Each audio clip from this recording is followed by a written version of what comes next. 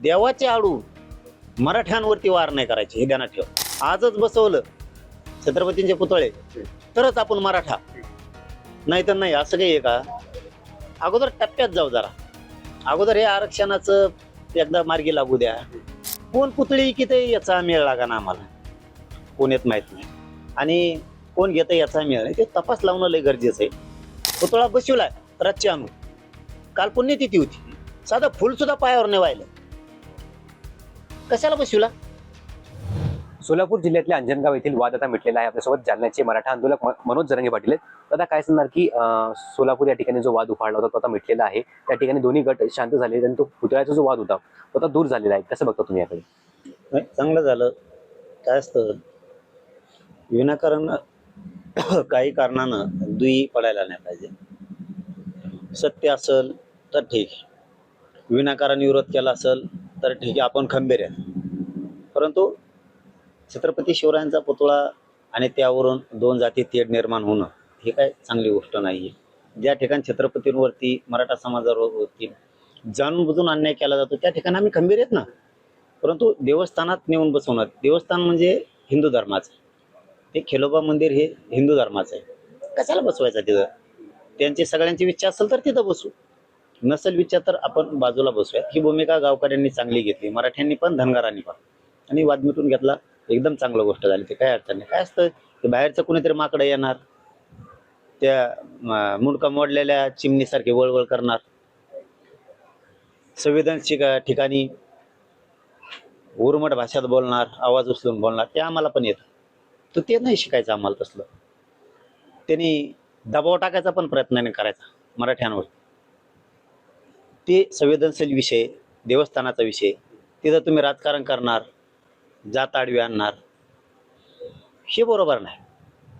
आम्ही संयमान आहेत, संयमान राहणार आहेत. वाद नको आहे आणि नकोच. मला ज्यावेळेस फोन आला तिथल्या धनगर समाजाच्या सद्गुरूंचा, ते फरांदे बाबाचा, त्या प्रकरणात तुम्हाला पडावं लागणार आहे. मराठा समाजाचा आला की, आणि बाबांनी सांगितलं की तुम्ही पडल्याशिवाय आता पर्यायच नाही, याच्यात लोक राजकारण आणायले. हे बाबाजींचे शब्द आहेत. बाबा कधी खोटं बोलत नाही. ठीक आहे म्हणलं, वाद होणार नाही. मराठ्यांचा सन्मान होईल, धनगरांचा होईल, देवस्थानचा होईल आणि छत्रपती शिवरायांचा सन्मान होईल. मी उद्या येतोय, व्यवस्थित तोडगा काढू. परंतु झालं, काय हरकत नाही, चांगली गोष्ट आहे, आनंदाची. दोन्हीने आता मराठा धनगरांनी विचारानं राहावं. कोणीतरी येत असतं, वळवळ करून जातं, त्याची बाकीच्या पाठ पुरितो आम्ही, बाकीच्या खंबीर आहेत. देवाचे आडू मराठ्यांवरती वार नाही करायचे हे ध्यानात ठेव. छत्रपतींच्या पुतळ्यांना अडून मराठ्यांविरोधात षडयंत्र रचलं जातं असं पण म्हटलेलं आहे. अरे मग रचलं जात नाही तर काय? हे बघा, एक तर आम्ही लय खुपतोय डोळ्यात मराठी, कोणाला सहनच होत नाही. आम्ही मोठे झालेले, आमचे लेकर अधिकारी झालेले कोणाला जमत नाही, आमचे कारखाने जमत नाहीत, आमच्या शाळा जमत नाहीत, आमचे व्यावसायिक उद्योगपती झालेले जमत नाहीत. खूप डोळ्यात खुपतो आम्ही. मोठे तर आमच्या जीवावर झाले, परंतु आज आमचेच वैरी झाले. मराठ्यांचं वाटोळं व्हावं यासाठी देव पाण्यात बुडिलेत त्यांनी. परंतु आम्ही खंबीर आहेत, कारण पुऱ्या राज्यात हे अख्खे एक झाले तरी आम्ही एकटेच अर्धे आहेत. आता हे जे षडयंत्र रचलं जाते, मग हे षडयंत्र कोण रचते आपल्याला कल्पना आहे? होईल ना, आता सुरू होईल ना. तेच सरकार बघल कोण आहे, काय आहे, कशामुळं होतंय, हे का होतंय, काय आहे. बरं का, मी पुन्हा तेच सांगतो की मराठ्यांनी हुशार होणं लय गरजेचं आहे. भावना, प्रेम असलं पाहिजे छत्रपतींवरती, तरच आपलं जीवन येतं. आपल्या जीवनाला काय अर्थ? सरकार तर या प्रकरणाचा तपास करेल, मात्र तुमचं नेटवर्क पण राज्यभर आहे. तुम्हाला काही कुणकुण लागली असेल ना की कोण घडून आणतंय किंवा कोणाचाही कारस्थान असेल? त्याने होईल ना, तपासात होईल, ते सगळं व्यवस्थित होईल. मी पुन्हा तेच सांगायलो ना, मराठ्यांनी हुशार होणं गरजेचं आहे. षडयंत्र रचत असले तर नुसते भावनेवर आणि प्रेमावर चालून नाही चालणार. छत्रपती बसू ना, आपण दम धरा ना. मोठाले चांगले बसतील, मराठे बसवतील. आजच बसवलं छत्रपतींचे पुतळे तरच आपण मराठा, नाही तर नाही. असं काही आहे का? अगोदर टप्प्यात जाऊ जरा. अगोदर हे आरक्षणाचं एकदा मार्गी लागू द्या.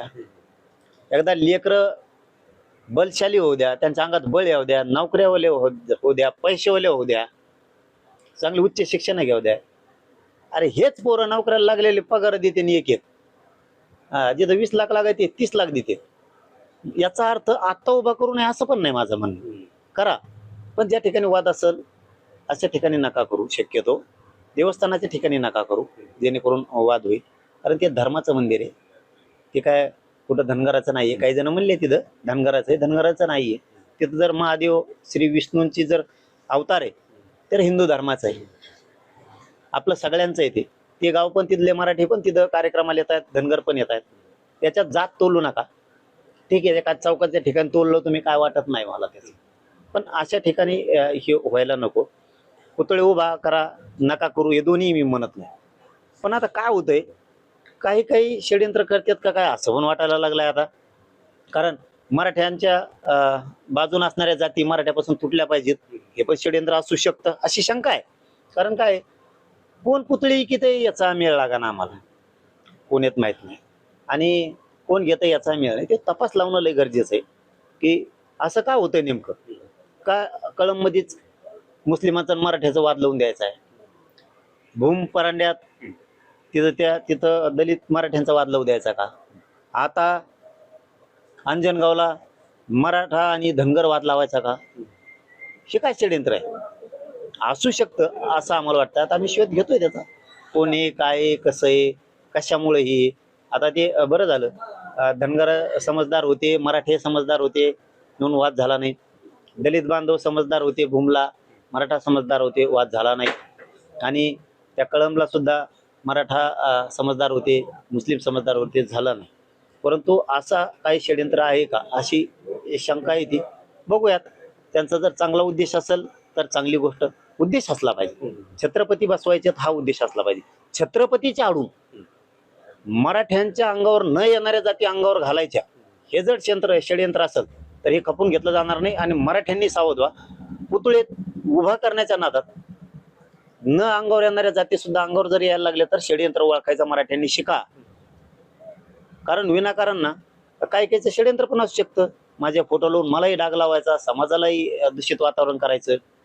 कारण माझ्या समाजातला जीव आहे आणि छत्रपती सुद्धा माझाला जीव आहे, त्याच्याशिवाय मी जगू शकत नाही.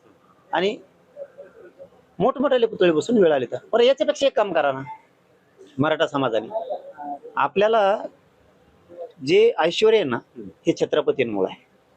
आपल्या घरी गाड्या आहेत, आपल्या घरी पैसा आहे, आपल्या घरी बंगले आहेत, आपल्या घरी जमिनी आहेत, हे फक्त छत्रपतींमुळे. छत्रपती नसते ना आपल्याला काहीच नसतं. मग तुम्ही बंगले बांधू शकता, गाड्या घेऊ शकता. मग सगळे गाव मिळून 1 गुंठा किंवा 4-5 गुंठे जमीन हक्काची घेऊन तुम्ही तिथं शाही थाटात छत्रपतींना का बसू शकत नाहीत, का बसू शकत नाहीत.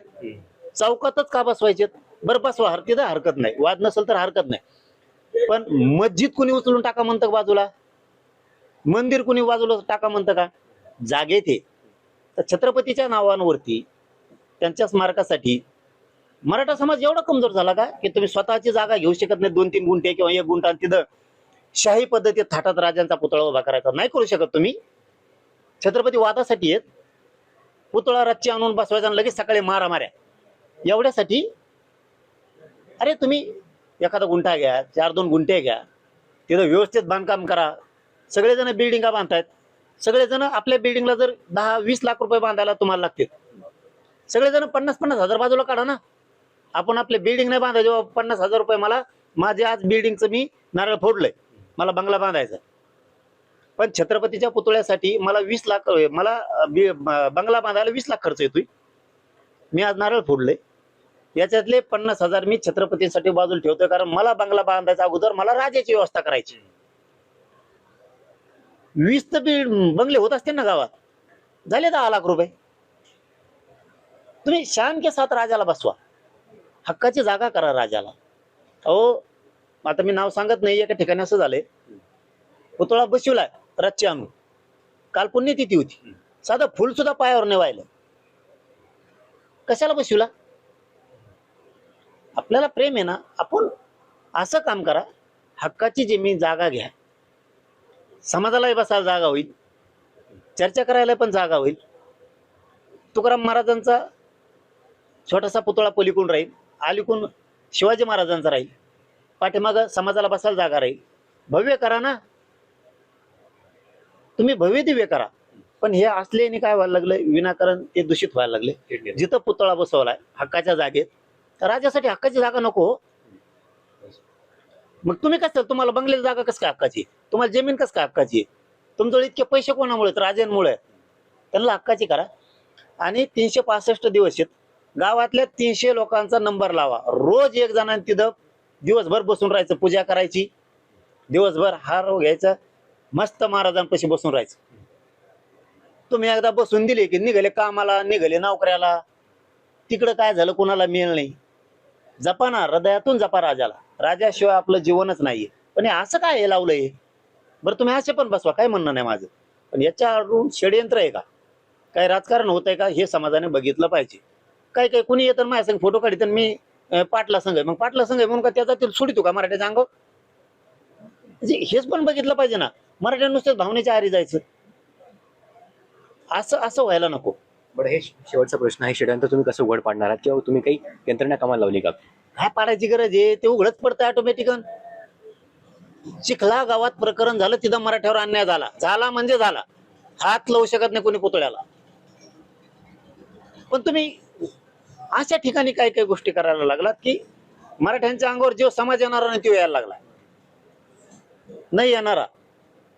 ज्यांनी खरं आमच्या अंगावर यायला नाही पाहिजे ते आमच्या आरक्षणाच्या वेळेस आमच्या अंगावर आले का, मराठ्याचे लेकरं मोठे नाही झाले पाहिजे, हे त्यांचा उद्देश. ज्यांनी खरं आमच्या अंगावर यायला नाही पाहिजे ते अंगावर आलेत. मराठ्याला आरक्षण मिळू नये, मराठी मोठे होऊ नये, त्यांनी यायलाच नको होतं आमच्या अंगावर, तरी आले. आणि ज्यांनी खरं आमच्या अंगावर यायला पाहिजे होतं ते आले नाही, ते आमच्या सोबत होते आरक्षण मिळावं म्हणून. म्हणजे याच्यात दलित मराठ्यासोबत होता, मुस्लिम मराठ्यांसोबत होता, बंजारा समाज होता, काही प्रमाणात धनगर समाज होता, मायक्रो ओबीसी होता. आता त्यांच्या दारात नेऊन बसवायचे त्या अंजनगावला, म्हणजे धनगर मराठ्याच्या अंगावर सोडायचे. असा डाव आहे का काही, मुस्लिम दलित मराठ्यांच्या अंगावर सोडायचं असं काही एक अंदाजा. तुम्ही प्रेमानं बसा ना सगळ्या सोबत आणि सांगा बसवायचं, नाही म्हणले तरी बसवा. तुम्हाला अन्याय केला ना, आम्ही आहेत ना. पण तुम्ही विनाकारण खोड काढणार असलात आणि समाजाला बदनाम करत असलात तर हे मात्र मराठा समाजाने समजून घ्या. हे बघा, वेळ आल्यावर मरणाचे पोरांचे फोन येतात, पोरांना काय माहित नसतं, समाजाला काय माहित नसतं. वेळ आल्यावर समाजाला वाटतं पाटील काय आहे ना, असं होतंय. आणि असले दुष्परिणाम समाजाला भोगावे लागतात. मरणाचा मार खातात पोरं, मग केशी होत्या राजासाठी झाले काय फरक नाही पडत, त्याही मताचे येतात.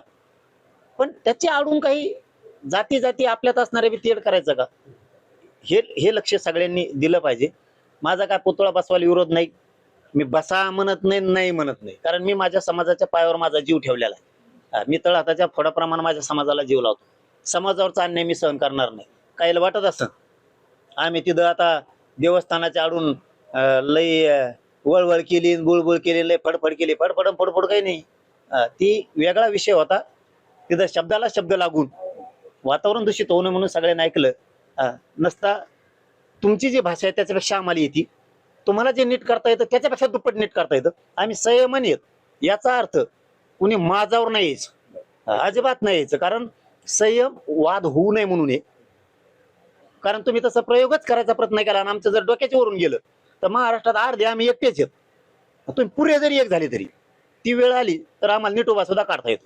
बरं, एक शेवटचा प्रश्न, काही मुनी जे आहेत ते वारंवार वादग्रस्त वक्तव्य करताय. आज देखील एका मुनीने नितेश राणे यांना छत्रपती शिवरायांची उपमा दिलेली आहे आणि शिवरायांची त्यांची तुलना केली आहे. त्याचबरोबर गेल्या काही दिवसांपूर्वी महाराणी ताराराणी यांची देखील एकाने नाव घेत त्यांना एक वेगळी उपमा दिली होती. तुम्ही कसं बघता, तुमचा इशारा कसा असणार? त्या मुनीच्या आईला त्याला महाराणी कळानात, राजे कळानात, देव कळानात. ते जर तारा राणी साहेबाला, आमच्या राणी महाराणी साहेबाला जर अवमानास्पद बोलत असला, त्याला रटे देणार आहेत पोरं. मग तो जर गप नाही बसला आणि तो आता मुनी राहिलाच नाही. जैन बांधवांनी त्यांना सांगितलं पाहिजे, त्या धर्मगुरू का कोण आहे त्याला, मराठ्यांचं आमचं लय मस्त आहे, आनंदाने सुखी आहेत. कारण तो समाज बी लय सज्जन आहे, मारवाडी आहे. हे आता हे मुनी काय करतील, असं मराठ्यांचं आणि त्या मारवाड्याचं जुटून देते आणि तो तिकडेच बसन. तो मुनीर नाहीये, ते गटूळ रक्ताचा आहे. ते मुनीर भाई, नवीन मुनीर भाई आहे. तो अर्धा मुसलमान आणि अर्धा मुनीरबाई देऊ. आता तो ऋषी नाही राहिला, तो मुनी फिनी नाही, ते मुनीरबाई झाला. आता निजामबाई मुनीरबाई त्या पंक्तीत जाऊन बसला तो. फडणवीसांनी आणला ठेप्याला ना, नाही तर पोर रट्टे देते मराठे जर रस्त्यावर उतरले तुम्ही आमच्या डोक्याच्या वरून जाऊ देऊ नका, एवढं सरकारने सांभाळ. संयम जर सुटला ना, आम्ही नाही मुलायजा करणार. कारण सगळ्यात मग भांडणाचा कंड म्हणलं तर मग मराठ्याला लय, मी शांत करतो मराठ्यांना.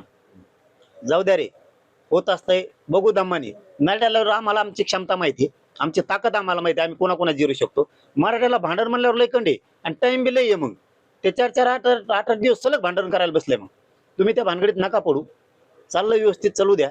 तुम्ही उघड देऊच नका आम्हाला. एकदा जर मराठे खवळे ना असे धोपटते मग सरसकट, मग त्याला पर्याय नाही. मग आमचा आम्ही एकट्याने ठेका घेतला शांततेचा. पुढच्यानी सुद्धा नीट वागलं पाहिजे. तू मुनी म्हणून वागतोय काय म्हणून वागतो ना, तू नीट वागलं पाहिजे त्याने सुद्धा. आणि सरकारने त्याला सांगावं आणि जैन बांधवांनी विशेष करून सांगावं, तू नीट राह. नक्कीच हे होते मराठा आंदोलक मनोज जरांगे पाटील यांनी आता राज्य सरकारला पण इशारा दिला नाही. या संदर्भात त्यांनी मुलींना देखील इशारा दिला, जे वारंवार वादग्रस्त वक्तव्य करतायत त्यांनी आता असे वादग्रस्त वक्तव्य करणे टाळावे आणि सरकारने अशा प्रकारच्या मुलींवर कारवाई करावी अशी मागणी मराठा आंदोलक मनोज जरांगे यांनी केलेली आहे. गौरव साळी, मुंबई तक, जालना.